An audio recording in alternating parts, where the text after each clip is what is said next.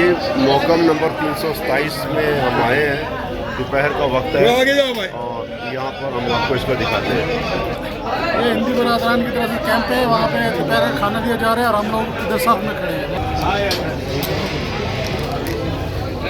माशाल्लाह जी ये नान है।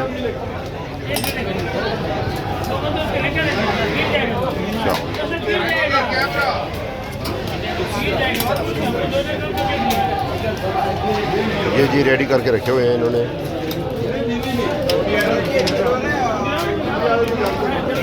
माशाल्लाह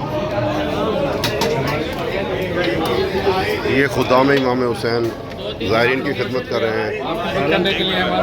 अल्लाह ताला सलामत रखे जी आपको।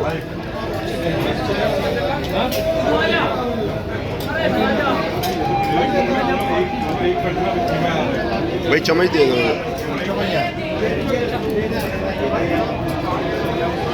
मेहरबानी जनाब, जज़ाकल्लाह। बहुत बेहतरीन इंतज़ाम है और हर चीज़ें मिल रही हैं। ये कोक है, यहाँ पे कोक मिल रही है।